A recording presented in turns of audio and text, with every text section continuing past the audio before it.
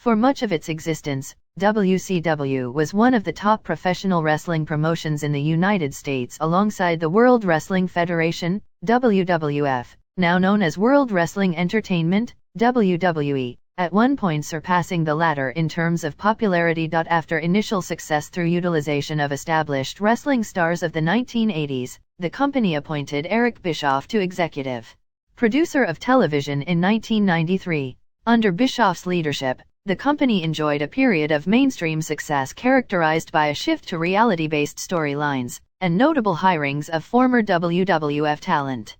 WCW also gained attention for developing a popular cruiserweight division, which showcased an acrobatic, fast-paced, lucha libre-inspired style of wrestling. In 1995, WCW debuted their live flagship television program Monday Nitro, and subsequently developed a ratings competition against the flagship program of the WWF, Monday Night Raw, in a period now known as the Monday Night Wars. From 1996 to 1998, WCW surpassed their rival program in the ratings for 83 consecutive weeks. Beginning in 1999, WCW endured significant losses in ratings and revenue due to creative missteps, and suffered from the fallout from a merger of Turner Broadcasting parent Time Warner and AOL. Soon thereafter, WCW went out of business, and the WWF purchased select WCW assets in 2001, including its video library, intellectual property, including the WCW name and championships, and some wrestler contracts. The corporate subsidiary, which was retained to deal with legal obligations and reverted to the Universal Wrestling Corporation name, officially became defunct in 2017. Its headquarters were located in Atlanta. World Championship Wrestling was a television show produced by Georgia Championship Wrestling, GCW, since 1982. Jim Barnett, who had briefly owned the Australian promotion of that name, came to Atlanta in the 1970s during an internal struggle for control of GCW. Barnett ultimately became majority owner of the promotion, and began using his previous promotion's name for GCW's weekly Saturday television program in 1982. Following the events that became known as Black Saturday, in which GCW and its television program briefly came under the ownership of the WWF, the promotion was eventually purchased by Charlotte, North Carolina-based Jim Crockett Promotions, JCP, the promoter of the Mid-Atlantic Territory immediately north of Georgia. Influential wrestling magazine Pro Wrestling Illustrated and its sister publications thereafter habitually referred to JCP as World Championship Wrestling, WCW, and most commonly the World Championship area, and continued to do so until early 1988 when it began referring to the company solely as the NWA, reasoning that it has become apparent that the NWA and the World Championship area are one and the same. By late 1988, JCP was financially struggling after further territory acquisitions. Ted Turner, the namesake principal owner of Turner Broadcasting, formed a new subsidiary in October 1988 to acquire most of the assets of JCP.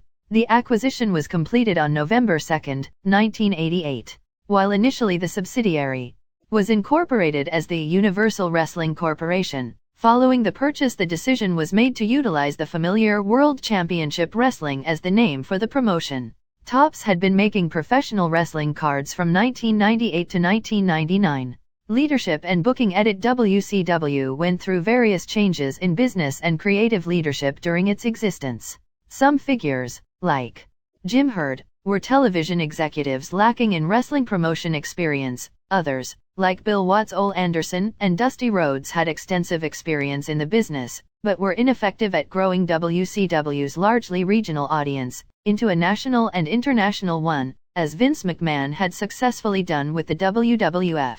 Eric Bischoff combined an understanding of wrestling, largely gained as a staffer with Vern Gagness' American Wrestling Association, with a willingness to make the changes needed to raise WCW's profile with mainstream media, its target audience, and especially television advertisers. Citation needed. These changes included moving some television tapings from Atlanta to Disney MGM Studios in Orlando, Florida, and signing a mix of veteran U.S. main event performers and younger stars from promotions around the world, such as Rey Mysterio, Jr., Citation needed. He also was responsible for launching WCW Monday Nitro in 1995, sparking the Monday Night Wars, and setting off a period of intense competition between WCW and the WWF that became the most watched period in televised professional wrestling history. A second primetime series, WCW Thunder, premiered on TBS on January 8, 1998. Sale to World Wrestling Federation in 2000. Several potential buyers for WCW were rumored to show interest in the company. Ted Turner, however, did not hold influence over Time Warner before the final merger of AOL and Time Warner in 2001, and most offers were rejected.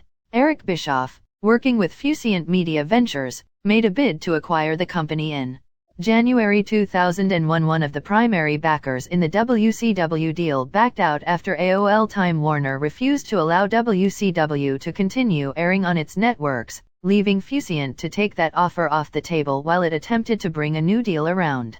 In the meantime, Jamie Kellner was handed control over the Turner Broadcasting division, and deemed WCW, along with Turner Sports as a whole, to be out of line with its image, and saying that it would not be favorable enough to get the right advertisers to buy airtime, even though Thunder was the highest-rated show on TBS at the time.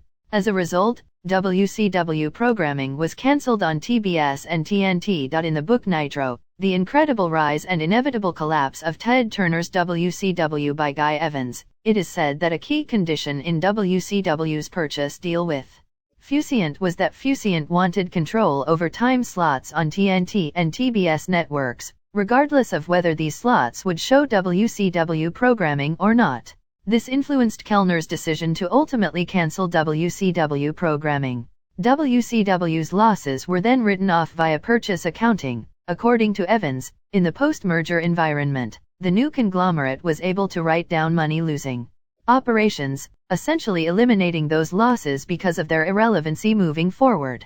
The cancellation of WCW programming left the WWF free to acquire the trademarks, video libraries, and some contracts of World Championship Wrestling through its new subsidiary W Acquisition Company, which was renamed WCW Incorporated afterwards. AOL Time Warner maintained its subsidiary, which reverted to its original legal name of Universal Wrestling Corporation, to deal with legal obligations and liabilities not acquired by WWF. The UWC was listed as a subsidiary of Time Warner until 2017, when it was merged into Turner Broadcasting System.